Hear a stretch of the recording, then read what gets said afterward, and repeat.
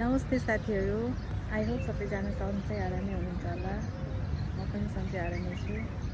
आज चाहिँ म आगो दाजुको कटेज भन्ने ठाउँमा आएको छु फ्यामिलीको साथमा। आज चाहिँ बार्बिक्यू गर्ने भनेर आएको। यता चाहिँ बार्बिक्यू कार्यक्रम चल्दैछ। म चाहिँ बसी बसी भिडियो लिइरहेको अवस्था। हेर्नु कति हरियाली, कति रमाइलो छ है। अब त गर्मी सिजन हो नि त अहिले त। जियोस यतातिर आएर बस्दा चाहिँ छुट्टै आनन्द मिल्ने गर्छ।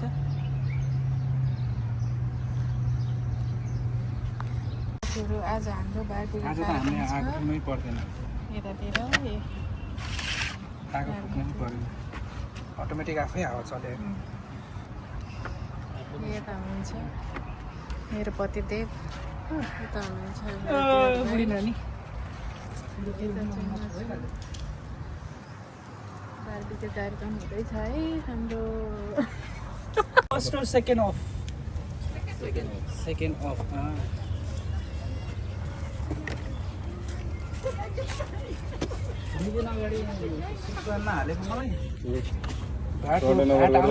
है साथीहरू, यहाँ चाहिँ हाम्रो देवर बाबुले सेलरोटी अनि त्यसपछि चिकन विङ्स लिएर आउनु भएको छ। अब खानुपर्छ बिस्तारै।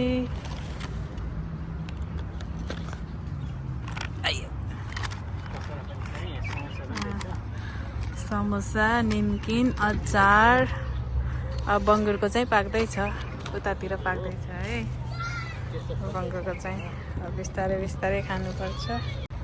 ल साथीहरू, उताबाट फेरि मेरो श्रीमान आउँदै हुनुहुन्छ। के लिएर आउनु भएको छ? ओहो, के ल्याउनु भएको? चिकन विङ्स हो? चिकन विङ्स खतरनाक। वाउ, एम्मी एम्मी। ल जल्दी खाम ल।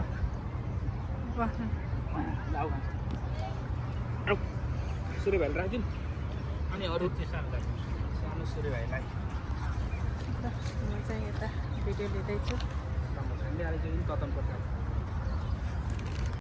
अब चाहिँ खानुपर्छ। खाए ल भन्नु पर्दैन। बिरालो दाइ ल यता चाहिँ खान्न नेपाली